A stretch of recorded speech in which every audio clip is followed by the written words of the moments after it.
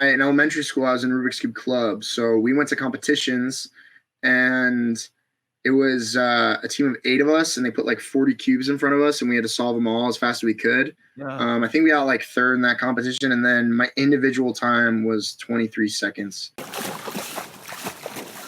Welcome to Social Kick. I'm Brian Lundquist. We got a partial crew. John's under the weather, but we got Luke Paddington hanging out in the dark. I don't know what's up with your lights. And joining us from Cal, Keaton Jones, Olympian. What's going on, man? How are you?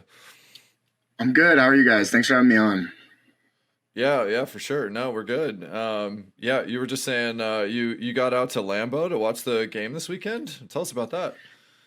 Yeah, I'm a big Packers fan. So I was born in Wisconsin, in Madison. I never got to go to a game.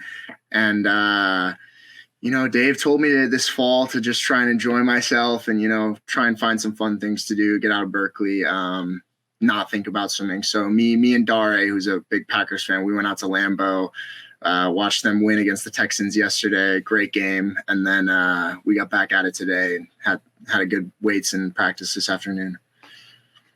Nice. That's awesome. Are you taking a full slate of classes though? Yeah, I'm in 15 or 16 credits. Yeah. Okay, cool. So yeah, Packers got a big win too, didn't they? Who was saying that I forget who they played, but somebody was talking about how like this is going to be the toughest quarterback the team had faced, and so they're tossing some shade because Jordan Love's obviously really good, but I think they had played some other good quarterbacks before. Yeah, it was against the Texans. So C.J. Stroud is in year 2. He's been playing great. It was a great match, but it's Lambeau, home crowd. I'm hoping it was a great game to be at. They kept it close, and it was a walk-off field goal to win. So it was a great game. Probably better to get there before it gets crazy cold. I've driven through there and was able to see the stadium, but didn't have a chance to witness a game at Lambeau. But I was talking to some buddies this weekend. Like, I think it's such a cool thing. People travel to games that they've wanted to go to if you're a fan of the team, but you just don't get a chance to go. I even like going to games that I'm not a fan of. I've gone to Oklahoma State before, which would be cool to do. You've got a family tie to Oklahoma, right? Your grandfather? Yeah, my grandfather played for the Sooners. Man. Yeah, so cool. They had a tough one this weekend. But was that your college team before Cal? Who was your college team before Cal? No, I didn't really have a college team. I don't really pay attention to college sports all that much. I really didn't pay attention to sports all that much until my uncle got me into it, probably middle school, and then it took me a couple years to figure out the rules. And now I watch NFL and NBA a lot. And one of my roommates is a big Georgia fan, so he's gotten me into like rooting for the Bulldogs, just on his side, Well, he must have been pretty stoked this weekend. Yeah, seeing Bama lose and then getting a win he had a good weekend for sure. Yeah, for sure. I don't know if this was him, Cage26. Somebody was asking, who are your top 3 NFL teams and how's the fantasy outlook this year? Probably. Fantasy, I'm not doing very well. It's been a weird year in fantasy football. I think a lot of my team's pretty injured, and then a lot of the first round picks, besides like Saquon Barkley, have not been panning out. But probably Packers. I love Bengals. I went to the SoFi Stadium Super Bowl when Jamar Chase in year 1 when they went and played the Rams but lost. That was a great game. So I'm a good Bengals fan, and then it's hard not to root for the Jets. They basically have all of the old Packers on there. They're horrible, but it's Rodgers and Devontae and Lazard. They're my old guys. Man, I don't know what they're doing right now. They are in scramble mode, firing the coach, and still can't get a win. They're reeling, and too bad John's not here. He would have loved hearing you say Bengals. John's a big Bengals fan, but I don't know. Tell me you don't support any Bay Area teams? Warriors. Support the Warriors or no? Tell me you're like a Pacers fan or something. No, it's okay. No. Everybody needs to support the Warriors. Luke. And I can't support the 49ers. They've knocked the Packers out of the playoffs way too often. I can't root for them. It's impossible. Yeah. You can't root for the best team that's ever been in football ever. What about auto We'll racing? see. We had somebody. I gotta drop shade. We always ask our followers if they've got any questions for our guests at Social Kick Swim on Instagram and YouTube, and we had somebody else asking all these sports questions, saying, do you watch any other sports, specifically auto racing? But you're football and basketball. Football, basketball, and then one of my other roommates, he's really big into F1. So he gets up early mornings and watches that. And I don't usually get up and watch with him, but I follow it a little bit more just to, be able to hold a conversation with him. It would be sick to go see at some point, I think. Just see it live. When you talk about like live sports, F1 is one thing that I think feeling the energy of the cars and everything there is an experience. And I even think live hockey too. I mean, you got to make it down to San Jose and catch a Sharks game sometime this season too. That'd be fun. I know a lot of the Cal guys go to Sharks games. They went last year. I've never watched hockey. I've never been to a hockey game, so I do think that would be a lot of fun. Formula One is okay in person. I used to go. I went to school in Montreal. So Montreal had a Grand Prix, and every summer we'd go. And before you know it, cars go by. Vroom, vroom, you don't know what's going on. You need like a TV screen and that. What about swimming? Are you a fan of swimming? Do you watch swimming? Did you watch the World Cups? I haven't been watching the World Cups. Kind of just trying to get back into the groove of things and not look at the high level swimming that's going on. But yes, usually I'm a very, very avid follower. Dave is pretty big on keeping us very locked in on what we're doing. So there is certain times of the year where you need to step away from that and kind of just focus on what we're doing and not really seeing what other schools or times are putting up, because we're all kind of in different spots and different parts of our process. So that makes it a little harder, but yes, a very, very big avid swim watcher. Yeah. And so you guys swam Stanford recently, right? A few days ago. You just swam for it. What was that meet like? The triple distance. Ooh, I was hurting. Before the times, I don't know the time. Yeah, we swam UCSD like a week ago, a week before Stanford, and I think it gave me a little bit of false hope. I think we suited up and I went 420 in the 5, and then I was 134 in the 2 free. It's been a pretty slow fall for me. Like I took 4 weeks off after the games, and I hurt my shoulder a little bit, so I was kicking for a couple weeks. So it's just been a weird fall. I haven't super found my groove until a couple weeks ago.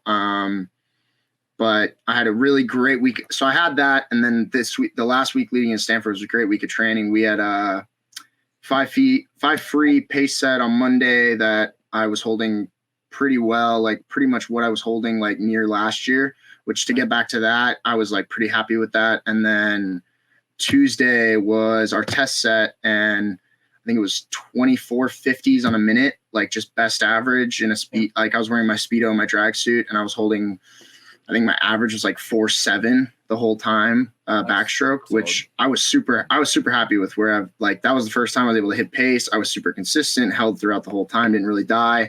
And then I hit a few 4 lows and like a 3.9 at the end, and I was like, oh, sweet. Like this week backstroke's popping. I felt great. I went into Stanford and I was hurting pretty bad.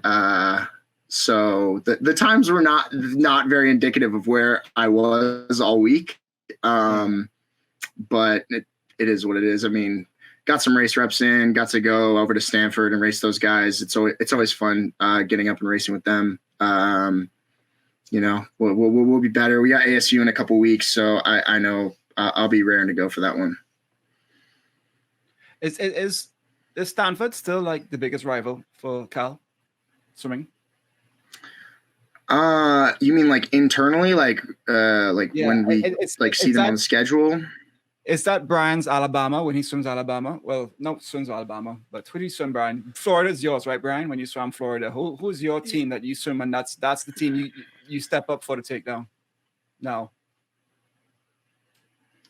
Yeah, I mean, yes and no. I think it was this week.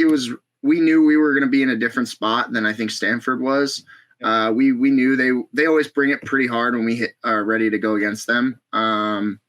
and pretty historically, they're always going really fast times that meet. And so we went into it kind of just wanting to bring the energy, wanting to be pretty cohesive as a team. And the swimming was going to be what it was going to be.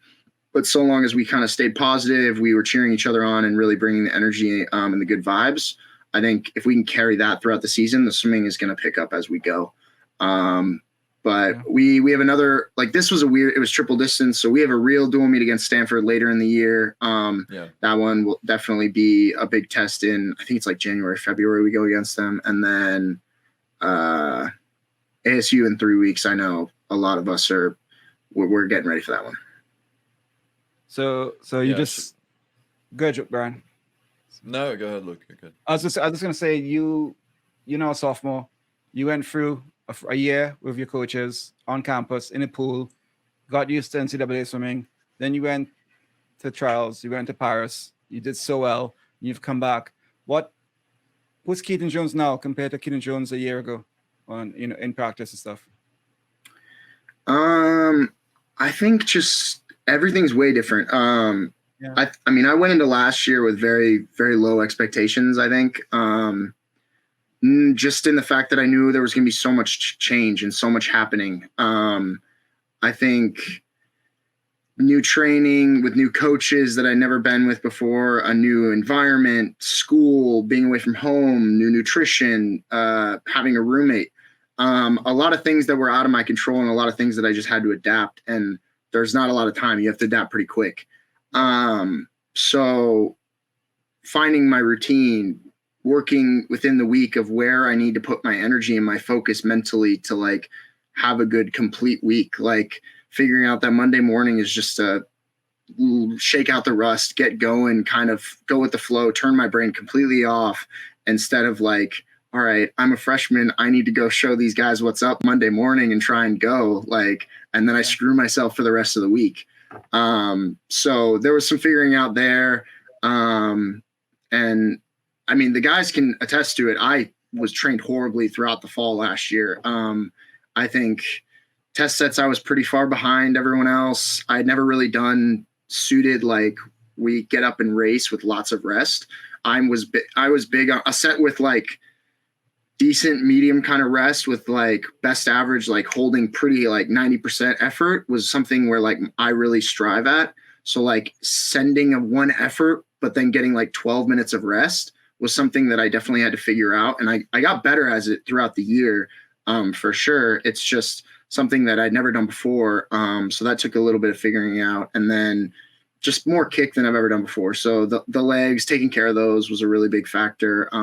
Figuring out my recovery process, that was all really key. But, now a year, I know how to live on my own. I'm not worried food. I've figured that out. Like now that I have a kitchen, I can cook. It's been super great this year. Have a little bit more space, have my own room with like some of my housemates, but that's been great. And then just, I know a lot more about Dave, and he knows a lot more about me. So I'm like, all right, this is a good practice for me. And I should excel at this practice, or I just had a 5 free practice tonight. I know I'm going to have a really hard test set tomorrow. And like Dave likes to pretty much front load the week. Like Monday afternoon and Tuesday morning are the 2 practices that, I mean, mentally and physically, I put the most effort in. Like obviously across the board, I'm trying to have a great week total, but if I can nail those 2 practices, I'm like, all right, I set myself up for a great week. And like, I know that that's where a lot of the work gets done. So figuring like after this, food, recovery, Normatec, if I want to go get an ice bath, like something to figure out that I can just be ready for tomorrow. And like that it all just took time, and my body's a lot more used to weights now and like not being just destroyed the entire fall. And, just getting up and racing these guys, I think confidence wise, it was really hard going into a practice and being like, I have to race Gabe and Robin and all these guys who are great at freestyle. And what I don't really consider myself a great 200 or 500 freestyler, even though my times I think they should be better, but like they're fine. Like compared to these guys, I look like, they're going crazy times in practice. And so figuring all that out and figuring out my place and how to pace with them and go with them, it's all been great, but this year has been a lot better for sure. Even though I came into it, I think, in way worse shape. So fascinating to listen to you talk because it doesn't sound like you're only a sophomore, and I'm trying to decipher how much of this is all of the training and education and mentorship that you've gotten in a very short period of time, telling me you're a very quick learner, or how much of this is a hyper mature adolescent Keaton with really good parents and a great upbringing that then has put you in a position to be able to talk like this, because you sound like a senior, not a sophomore. And I know you're coming off the Olympics, but I'm serious. It's kind of like talking about the process and how you can approach the week and the holistic view of your training, not only where you are throughout the week, but where you are throughout the season, is like, I don't know. I don't think it's that normal. No, my mom will love to hear that, I'm sure. No, they did a great job, I think, of honestly, I'm going to give a lot of credit to my club coach, Alex Popa. She's an assistant coach at ASU now. She came over, I was really close to my club coach before her. And she came over when I was like 12 or 13. And it was really hard for me to adjust to having her be my coach. Because the coach-athlete relationship has always been super important to me. And I was just like, this new chick's coming in, and I was in such a good groove. And, I was a decent age group swimmer. I wasn't like lighting the world on fire, but I was fine in Arizona and doing well. And, obviously at that point I was young, but I still, swimming D1 was my goal. Like that was what I wanted to do. And obviously the Olympics, but at that time it was more of like this far off dream. And then, she was one of the first people who told me that like these goals or these, like she put these things in my mind and said that these were attainable, and that, I wasn't always the most talented swimmer in the pool, but she could see right away that I get in there and I'm going to outwork everyone. Like when I leave that pool, I may have lost to you guys in that set, but I left everything I had out there and I got better. And eventually I'm going to catch you.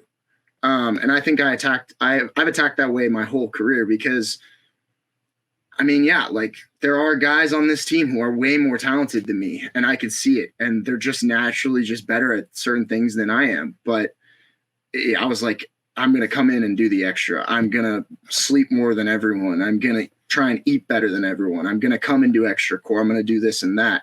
And honestly, Alex put all of that in my mind when I was really young, and she taught me how to work hard.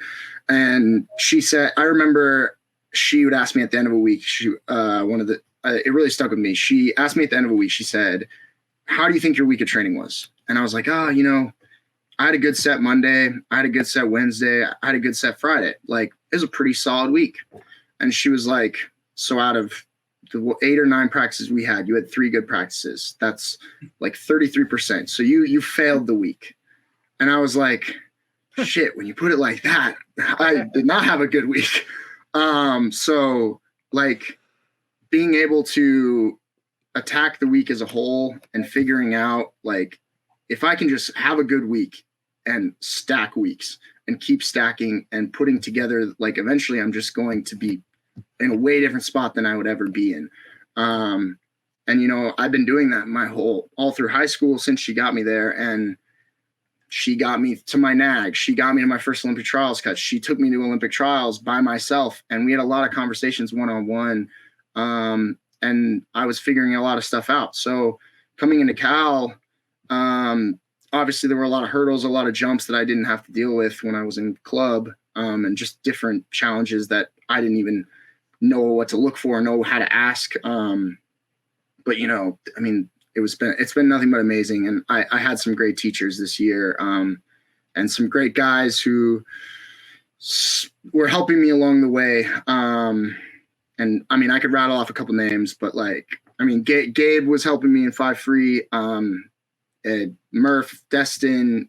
I had a lot of good conversations with Dave, because there were a lot of struggles throughout the season that were out of my control. But I remember looking back and being like, I thought my season was over last year a couple times, and it Dave was really helpful throughout that process. Hey, everybody. Quick pause to say thank you for watching and listening to Social Kick. If you like this episode, give it a like. And if you like what we're all about, consider giving us a follow or subscribe on YouTube, Instagram, TikTok, at Social Kick Swim. You know what to do. Thanks so much for hanging out with us, and we'll keep telling all the stories about swimming. Cheers. Yeah, it's definitely a process. And imagine if the failure rate that you learned to be displeased with, if MLB players thought about it the same way. So it's pretty good for them. Yeah. No, it is pretty crazy though to think too about the progress that can be made in a short period of time, and it's all condensed too. So like when you talk about like last season and going through some ups and downs and there being challenges along the way, well, it's not going to be too long before you're looking back on your college career that way, and everything's going to feel like you were much more zoomed in and now you're a bit more zoomed out. But I want to know about something about your high school. So is it true that you held every record in every event at your high school? Yes, I broke, except the relays. I think I only had like 2 or 3 of the relays. Slacker. I know. Yeah, I got them all. I think I got them all freshman year, except for the 50 free. We had a senior, Jackson Scout. Yeah, it was my goal. I told my coach, I was like, every dual meet, I want to swim something different so that I can get all the records. And she's like, I'm fine with that. And then, I was 50 free was one of the later ones that I was setting up to do. And there was a senior who held the record. He was still on the team. He was my senior. Me and him were really close. And I let him keep it for a year, so that I broke it the next year. So he graduated holding that record, and then I took it the next year. And how many are still there 1 year later? All of them are still there at the moment. Grant Kellis, I think he's a junior right now. He's eyeing him. I can see him getting pretty close. So I'm interested to see. But Arizona swimming's weird. We have state in like late November. So I never got to rest for state because we had juniors coming up. So my club coach was very like, I'm not giving you anything. I'm going to give you a drop, like 1 or 2 day taper. Then you're going to go and just have to see what happens. And so, because juniors was the goal, it always is the goal. Like, I'm not going to sell it. If I go at Arizona State and I lose and I go 138, but then I can go 133 or 134 at juniors a few weeks later, like I would prefer that, obviously. So the priority definitely wasn't that. And that was kind of just something I was always jealous of the California guys. Like that was a big part of their season. That was what they, the times they were ripping, I'm like, I will just never be able to hit those times. I didn't shave. I wore an old tech suit and I had 2 days rest. So it just wasn't going to happen. Yeah. It always worked out in the schedule for me. I'm from Georgia, and we had high school state was in February timeframe. And I mean, similar story. We're not like resting for it much, but you had the kind of peak club meet that was happening at the end of March. So, February, mid-Feb is like a good time to tune up and get some racing in. So, but it was also just like a ringer situation, there's like not training with the high school team at all, only show up at meets, or like maybe you're there for the first like meeting of the swim team like in the fall, and that's it. Otherwise it's just like, hey, I haven't seen you in a while, what's going on? You're fast. Yeah, exactly. I come in, I help qualify the relay for state at like an invite, and they're like, dude, you don't come to practice. Like, how are you this good? I'm like, I'm practicing. I promise. I'm practicing with my club coach. All right, Keaton, let's talk about your goal setting then. So you sat down with Durden when you got recruited, and Durden said, okay, I'm going to get you to final the NCs and make the Olympic team. What was your goal? What was your goal setting back then?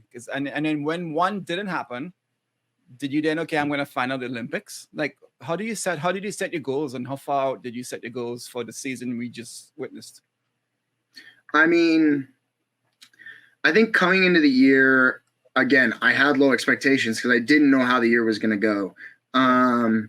And I had a few times in my head that I was like, all right, like these time, like NCs, I was pretty sure NCs was going, like, unless I had a really bad year, I was like, I need to basically go my time in the 2-back, and I'm going to get to NCs.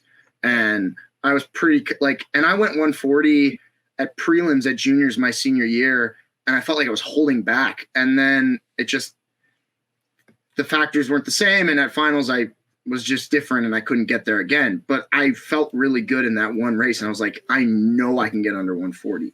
And I was pretty confident in the fact that Dave could get me there. I mean, knowing his pedigree, knowing his history, knowing how great he is with tapering and resting his guys, which I've never in club, I was really big.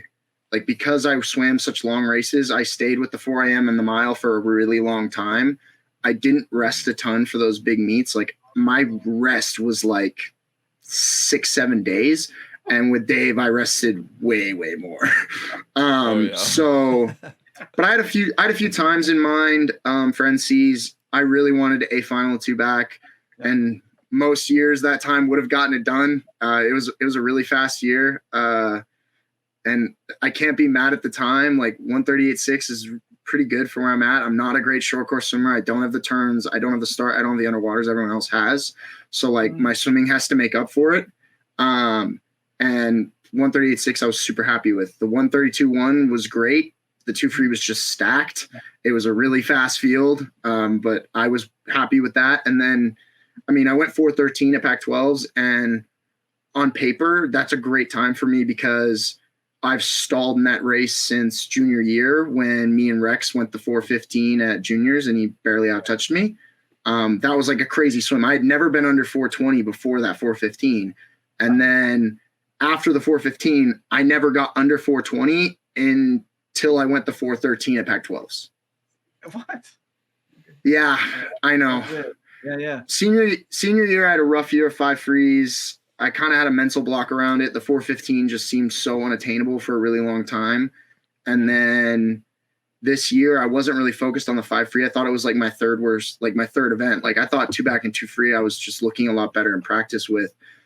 Even though my times weren't super reflecting it, I thought the 2 free was going to get there at the end of the year when I just got rest. I knew the front half and the legs were going to be there. And I never struggle with the back half of a 200. That's usually where I make up the ground.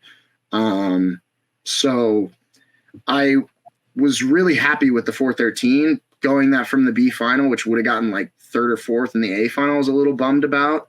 I just need to show up a little bit more in the prelims and get into those finals that I know I can be in and place in.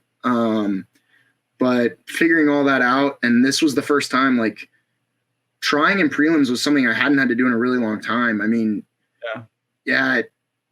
sectionals and juniors and all that, I can not coast, but I can cruise it out strong, go out strong, hold or back half it and get into a good spot in the final.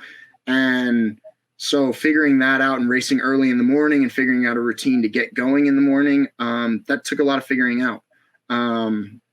So I think I'll be better this year, obviously. But the goal wasn't, I knew I wanted to go 155. 155 was my goal. I've been in that A final the last 2 or 3 years. I've raced all those guys at that big meet. I know how to get through the rounds. And that's one of the reasons I did World University Games last summer, was because I was looking ahead and I was like, I've never done prelims, semis, finals. I want to know how my body's going to handle it. And I handled a way tougher load at World University Games because they threw me on relays. I did 3 rounds of the 2 free.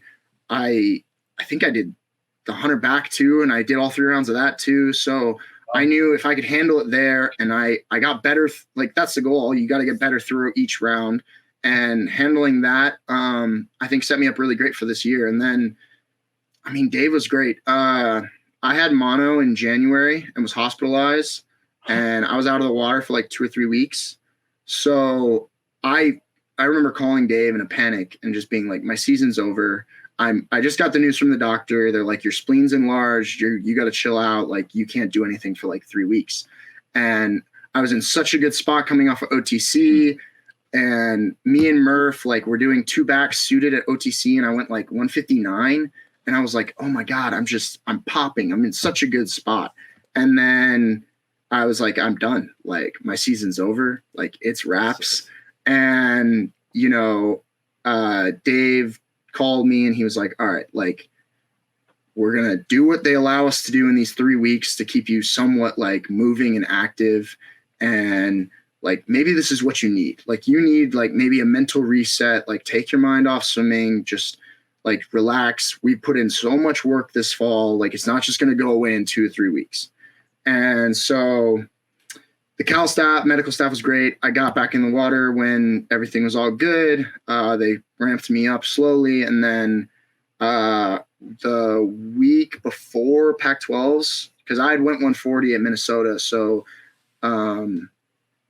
Dave was like, I want to see, like, just, we're not going to rest you. I think 140 is going to get it done. And I still think you can go faster with the minimal rest we're going to give you for Pacs.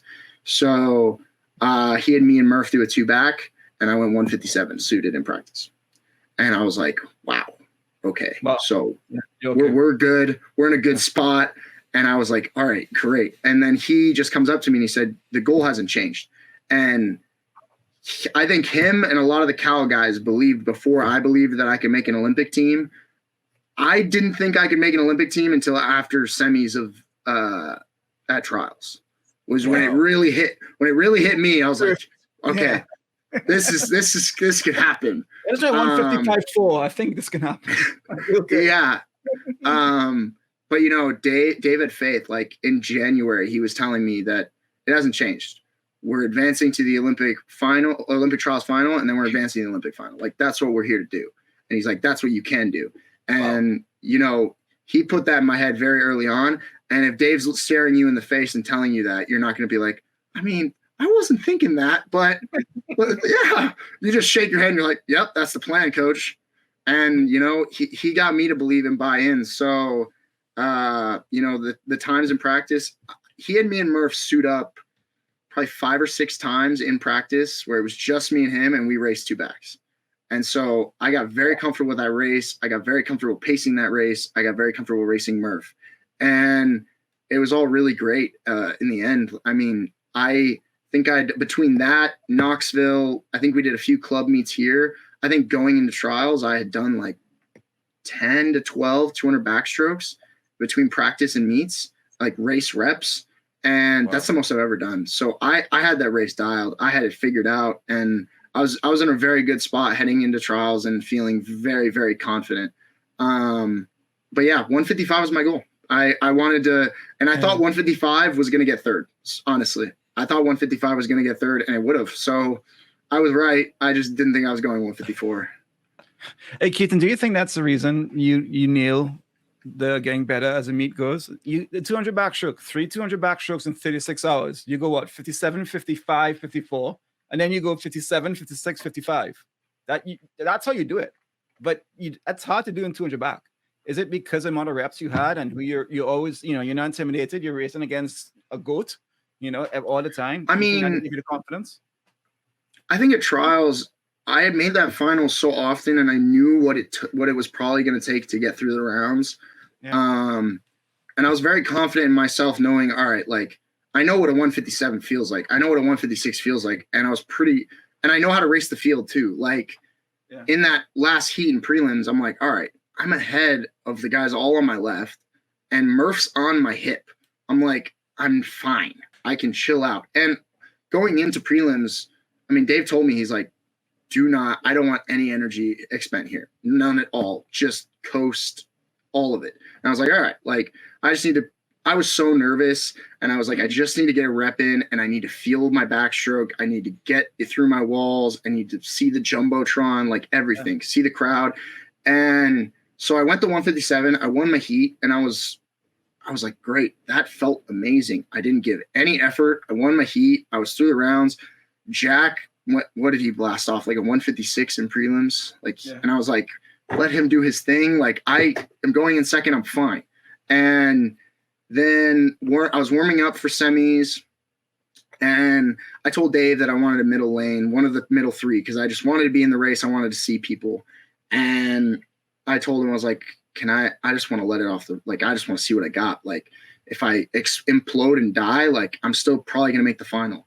So I just want to rip it. And he's like, yeah, like, pedal to the metal, go for it. If you want, like, if you're feeling good, if you're feeling frisky, like, just go. And I was like, all right, that's all I need to hear.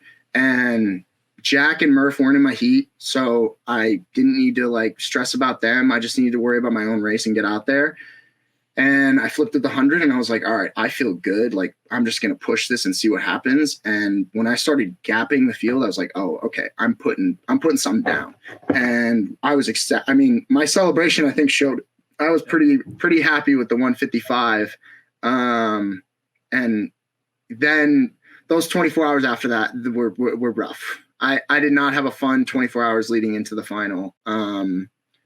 It was really great. Murph was amazing. Dave was amazing. I think they could both tell I was really stressed and nervous. Murph gave me some words of encouragement that night. We had a long conversation in the warm down pool. And then I came and loosened out the next morning. And I think Dave could just tell, like, I didn't sleep amazing. I really wasn't keeping food down that well. And, you know, Dave gave me one of his patented speeches where I love this guy to death. He will rile you up so much, but never raise his voice above like a regular talking tone or a whisper. And he just gets you so fired up and amped. And I loved it. And then I get to the final, walk in, hour 45, 2 hours, whatever, before the race. And they're just talking to me about football, like just trying to take my mind off swimming. They're like, I don't think Dave was worried about what I was going to put down. He knew I was going to execute a good race. And I knew if I executed my details and I put up a good race, whatever the results are, they're going to be what they are. And obviously making the team was obviously the perfect goal. And if I could do that, it'd be great. Or if I could go 154, like, yes, but all I could do was do my details and execute a good, clean race. And if I did that and I got off the wall well, I built into the first 50. I got in through the second 50, and then the third and fourth 50, and the last like 25, I know is my strength, where I just need to put my head back and spin because I usually have way more juice than everyone else at that point. So if I do all those things right, I was gonna be happy with the results. But saying that to yourself and feeling that way going into that race, we're a little different, but yeah, it is what it is. Well, how did you find another almost 9/10 after having, you know, a swim that you were coming off feeling like really, really pumped with in the semis? I think I messed up one wall in my semis, so I knew I could fix that a little bit. And then it's just racing. I didn't have anyone to race in that semifinal. I think second place was like a 157, 158. I think Jan was 157. So I was pretty clear of the field. So there's only so fast you're coming home in that last 50. Like, I'm pushing it, but I'm always going to race better if I have a guy right on my hip who's pushing me really hard. And Jack, we went the sixth and seventh fastest American times ever at trials. Like, we went really fast, and, you know, he pushed me till the last meter. So, I knew that last 50 was just going to be a dogfight, and we were just going to see who could get their hand on the wall first. But yeah, I like to think I pushed him down to that level, and he pushed me down there. So obviously, not making the team sucks, but from a time wise, I don't know how you can be mad about that time. 154s is so fast. Keaton, I want to get to Paris. I want you to talk me through your 200 backstroke. So just to recap, you're swimming well. You're coming through the rounds, and you make you're in lane 7, right? You're next to Hugo, right? Your teammate, and Hugo goes out for it. You probably see him, but you swim your race, and then that last 15 meters of yours is just insane. You just accelerated, and that's when you went from maybe 7th to 5th, right? We just had Hubie on, and Hubie says he didn't see anybody when he swims. He didn't see Crystal.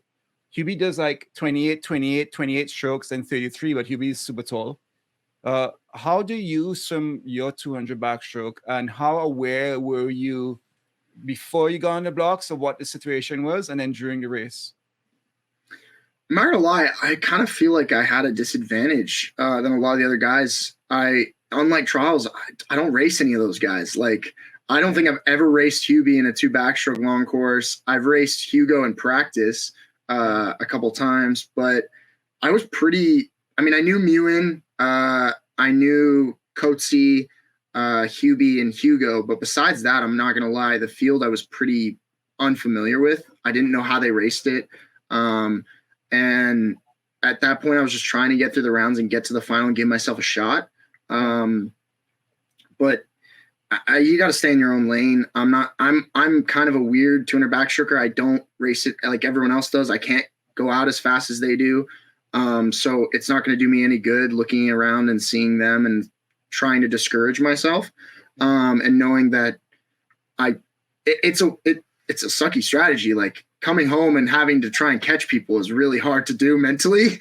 But I have a lot of confidence in myself knowing that I'm going to be able, and that, I mean, we talked about it a lot, and figuring that out through the season.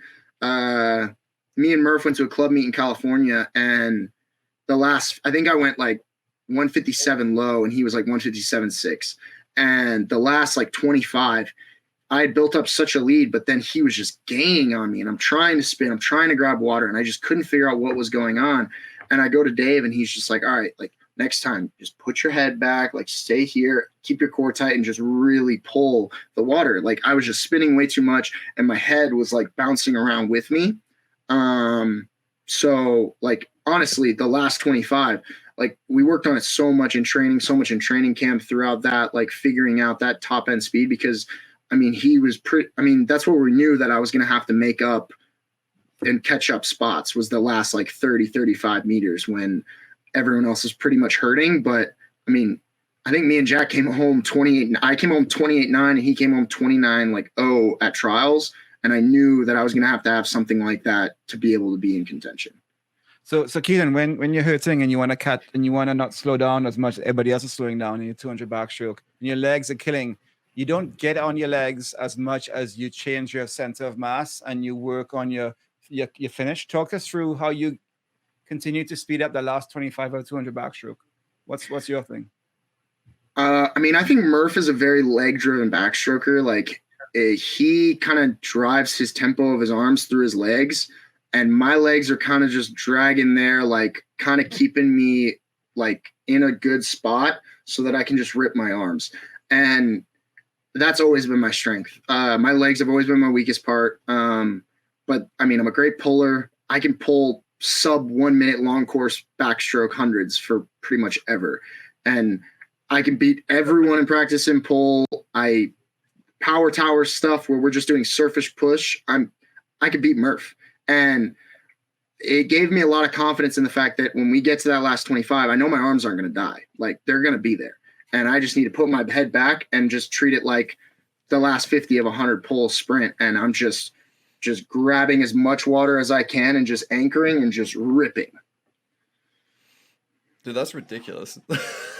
Yes. Some minutes long course pull backstroke. I just want to pause on that and not let that just slide right by. Every once in a while, all right. I just got to give a clap for things that are happening in swimming nowadays. So that's awesome. That's the only like impressive thing I got in me. Kick, I get dusted, but besides like pull, I make it it's a sense of pride for me. I will go out there and put the body on the line to beat the guys around me. You know, is there anything in the gym too that kind of indicates that you have that strength in the water too, or are you just one of those guys who has applied strength in water really well? I mean, I don't lift super heavy. I mean, I don't lift light, by all means, but Cal lifts really heavy as a team. There are a lot of great lifters on this team. I can bench a lot, like dumbbell bench. I go pretty heavy. I think I got like before trials, I was doing like 100 for reps. But I mean, that's not like, it's not crazy for a lot of the guys. I mean, a lot of guys can go a lot heavier than that. Like, I mean, Liam was going a lot heavier than that. A lot of our breaststrokers, Destin goes really heavy. But I don't lift crazy. I don't lift light. I mean, I think we did dumbbell rows today. I was doing like 105 for like 4 reps, but it's nothing. Okay. I don't think it's anything crazy, but maybe I'm wrong. Are you a Dari on the pull-ups when you can do like 20, you can knock out 20 pull-ups, or you're a Nathan where you can do like 3 or 4 with like, 90 pounds on or something? Yeah. Neither. Neither. Neither. How do you do that? Yeah.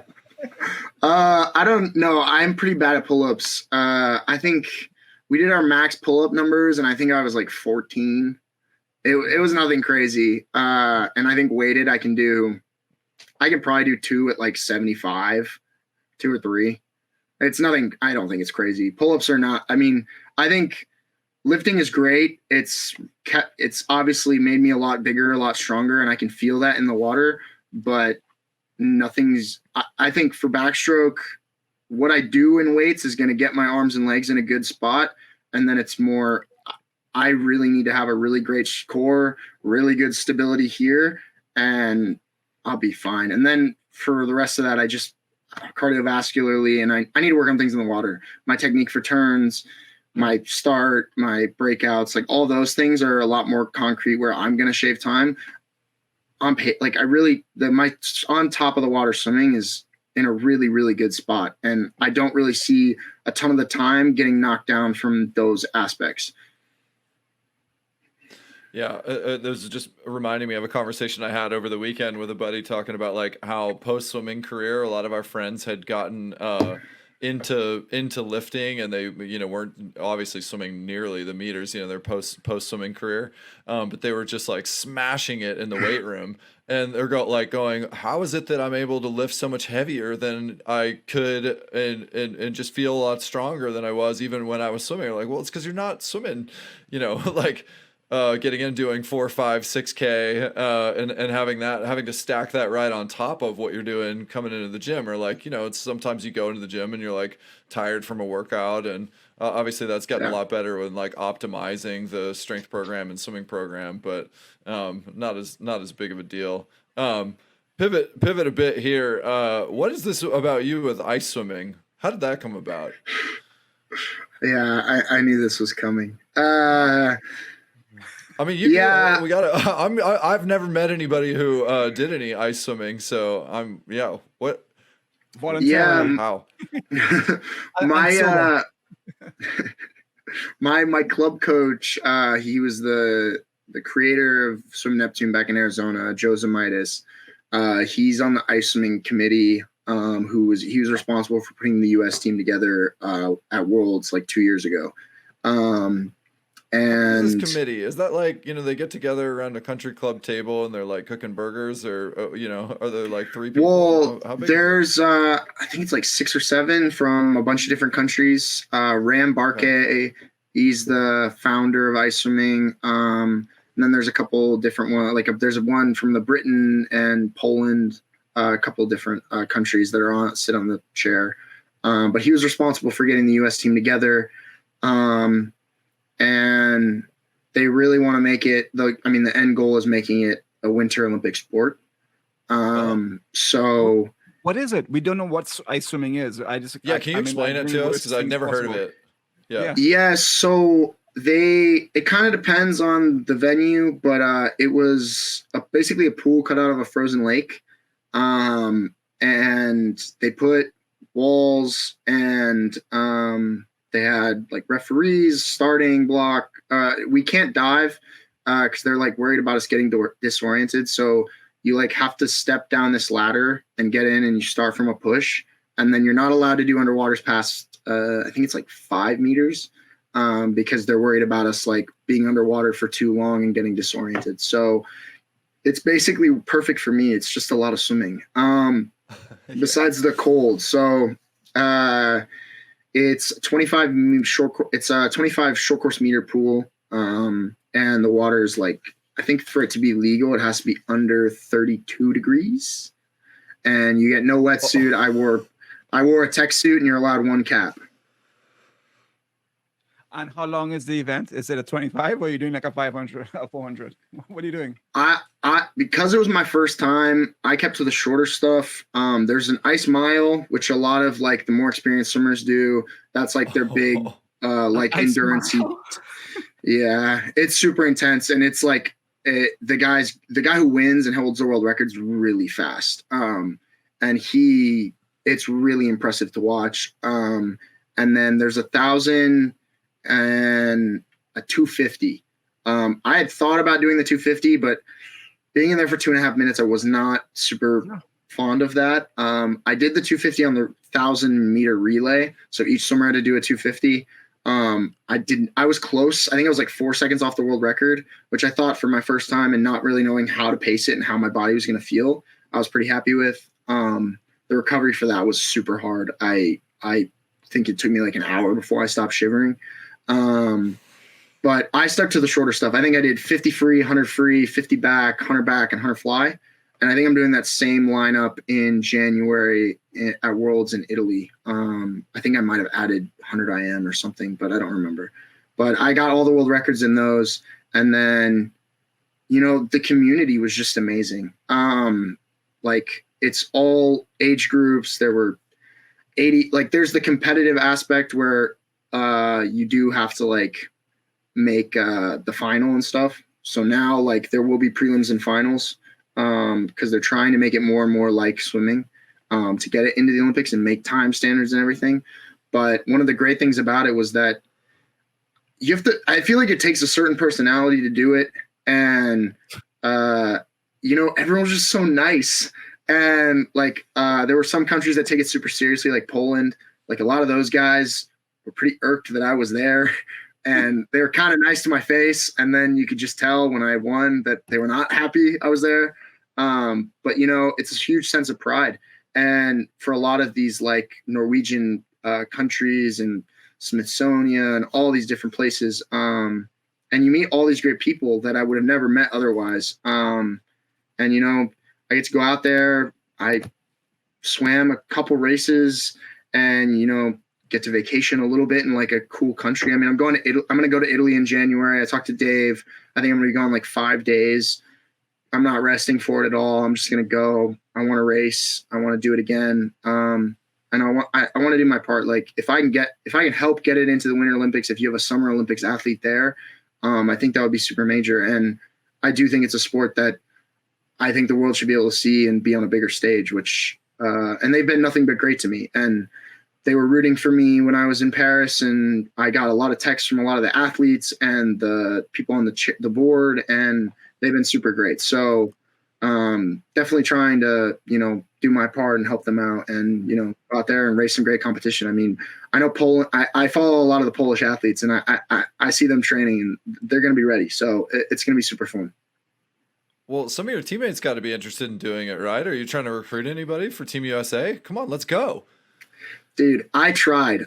You don't believe me. I tried. You mentioned 30 degrees and everyone's like, yeah, but everybody's into ice bath nowadays. And I know that's competitive when everybody's like, calm down, you're cool. And it's like a source of pride to set in the ice bath and like be totally chill about it. I got this. So like, I can imagine that people would be like, I can do it. I bet I could dust you in a 100 backstroke, in 32 degrees. Come on. I agree. I tried. I really need some guys to help me with the relays. But it was a really hard sell to get people to try and commit to it. And a lot of people on paper are like, yeah. I went to Alaska in June, the most northernmost point in the United States, right? Way up there, the top of the world. And you do a polar plunge, right? So all you have to do is jump in the water and jump out. You get a certificate and you have proof. And all my colleagues went. And I literally put my hand in the water. I was like, I was not jumping in. Lake Tahoe, right? We swim the Trans Tahoe Challenge. And that water is 58 degrees and you swim for half an hour in a wetsuit. And I didn't think I would do that, but I really enjoyed that. My engine was cooled. I swam really well. Like the first, 30 seconds, you feel it, but then your engine is cool and you work really, really hard. How do you feel when you swim a 100 backstroke? Do you feel the cold when you're racing? Do you feel numb? Do you lose sensation? Or are you just like sprinting and you're out and you're good? What's up? So it was, I had done the Alcatraz swim and the Golden Gate Bridge swim here. It's nowhere near as cold, but I did that no wetsuit when I was pretty young. So I'd had some experience swimming in colder weather or colder temperatures. And then like there's not a lot of training in Arizona where like a lot of these countries, guys can just go out and find a frozen lake or frozen something and go swim out in the ocean and get similar temperatures to what they're going to experience at the championship. And so my training kind of consisted of going in an ice bath and like trying to breathe really hard and just trying to hyperventilate basically, and trying to just making sure I put my face in and not freaking out too bad. And that was pretty much it. But when I got there, I learned they don't warm up. So they don't warm up for it. So that took some figuring out. I would swim laps like an hour before at the hotel. I would drive over there. I would do a really intense dry land where I was like dripping sweat. And then I would go to the ready room and go out there. And it's a whole new definition to cold turkey. Yeah, it was very different. And then they don't warm down either. So my warm down was sitting in a hot tub or going to the sauna. So that was super nice, but my body really, really liked me afterwards. But yeah, it was super different. Your heart rate jacks up the first 25 like crazy. Your teeth are really cold. The walls are really hard because you can't flip turns. You have to do open turns. So like pushing off with my feet, they like start feeling like bricks, and they're just like they hurt to push off. Like it's straight. There are no lane lines, right? You just swim. No, there are lane lines. Okay, but there's no lane. No, like black line. There's no black line, right? Obviously. No black line. No, there are lane lines. I picked my head up a lot when I was like a very like kind of gallopy, pick my head up kind of stroke for freestyle. Backstroke, I kind of tipped my head up a little bit just to like look around a little bit. So what's the world record in the 100 free? World record 100 short course free ice. I think I went 55. Touch turn from a push off. No underwaters. No underwaters. All right. Yeah. Dude. It's not bad. Like it's good. And I'm pretty sure I only won that by like, I think like half a sec. Like it was close. Oh. It was not a pushover. Like I did not go and just, I mean, there were some races where I went and I think I won the 50 free by like a second. I think I went like 22 or 23 something. And I was pretty happy with that, but it was fast. Like there were some guys like the A final, like there were some heats where it wasn't, but the A final, usually those 8 guys were all super competitive. Cool. Well, it's sort of like your high school career. I mean, you didn't get any rest, and it's not the right time of year, and then here you are competing in, ice worlds, and you don't necessarily go into it with any rest. The big selling point though was that I was gonna like get in the Guinness Book of World Records when I broke the world records. Like that was pretty cool. When they mailed me my plaques with like my name on it in the Guinness World like frame. And I got the book that has my name in it and like my picture. That was really cool. Oh, that is kind of funny because like we hear all this about the Guinness Book of World Records, and like I've never seen the book. And you answered my question. I was sitting here going, is there an actual book? Like still today in 2024, I got one every year. Still a book. Yeah, I got mailed the book. Yeah. Yeah, I got a lot of books. You got all the books? Shoot, I thought I that got was like 6 years in a row when I was a kid. I was like, I don't need the update. It's okay. Yeah, you're like, it was Luke scrolling through this whole childhood going, never gonna get that. No, the records there, you're like, I can eat 20 burgers in 2 minutes. That's what it is. Those are the records. Yeah, that's doable, right? That's where you've that's what Luke does more competitively nowadays than swim, I'll tell you that. or the Rubik's Cube. What's your Rubik's Cube time? My best when I was younger, like in elementary school, I was in Rubik's Cube Club. So we went to competitions, and it was a team of 8 of us, and they put like 40 cubes in front of us, and we had to solve them all as fast as we could. Yeah. I think we got like 3rd in that competition, and then my individual time was 23 seconds. But like now, I'm pretty out of practice. I'd probably be around a minute now. We saw Leon was doing it in an interview in France. I'm wondering if you did a head-to-head Rubik's Cube with Leon Marchand, who would win? Probably him. I don't know. Me and Leon had no interaction in Paris, and I think I talked to Hubie once. Well, maybe we need a Rubik's Cube matchup to bring you guys together. I think that's what should happen. Hunter should be the one who like is moderates it. Yeah, you're making both disappear the chickens. Yeah, he would love that for sure. All right, Keaton, we'll give you some rapid fire, and then we'll let you go. What's the hardest race in swimming? To fly. Olympic gold or world record? Olympic gold. Do you pee in the pool or in the ice lake? I mean, man, stuff happens. Yeah. I'm What's not the getting song out. you most- I'm not getting out in the middle of a set to do like. Yeah, it happens. What's the song you're most likely to dance to?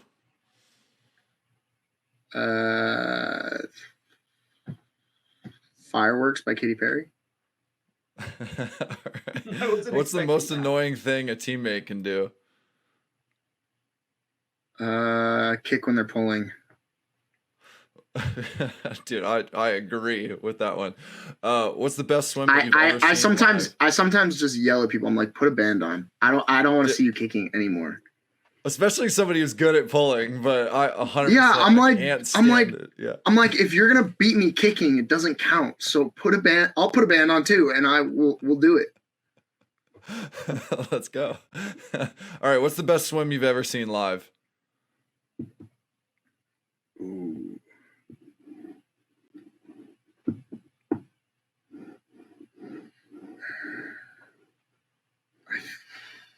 That's such a hard one. There have been so many. Give us some of the ones that come to mind.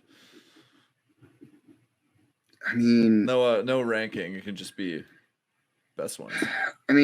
Anytime Katie Ledecky gets in the pool, Bobby's mile at the Olympics, Leon's 5 free at NC's,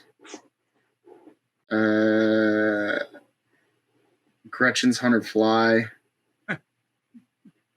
Yeah, those are all pretty good. I mean, Tori's 100 fly was really good. That was more like, obviously the time like was really fast, but it wasn't the world record. But the grit and the way she raced it was super impressive. Yeah, man, you haven't been around that long, but you've seen some really good ones. That's a very good list of swims to pull from. All right, what are you reading, watching, listening to? What are you into right now? I watch a couple football podcast, like fantasy football podcasts. I'm big into Suits. Been watching Nice. Suits like for like the 6th or 7th time. I think I've gone through it multiple times. And then my go-to like just brain rot kind of like turn my brain off is like Impractical Jokers. I love listening to them when I'm just like, Yeah. I just need to relax and calm down. Nice. All right, how much social kick are we doing in Cal practice in the fall right now? Are we getting any of it? Every day, every Hell practice. yeah. That's what I'm talking about. I'd be really upset if I had to practice riding Gasoche. Couldn't be happier to hear that. And my boy Durden's just keeping it going. Hell yeah. And Josh Sugar too. I love Josh. Yeah. Keith, thanks for hanging out with us, man. Super fun to talk to you. We look forward to watching you swim some more this season, and glad that you're taking some time in the fall too to just be able to do stuff like go to football games or whatever. Like that's awesome. Live some life, have your achievements, get back into it, and sounds like training's ramping back up too. So good on you, man. Thanks for spending some time with us. Yeah, of course. Thanks for having me on, guys. It's awesome. Awesome. That's it for this episode of Social Kick. We'll see you next time.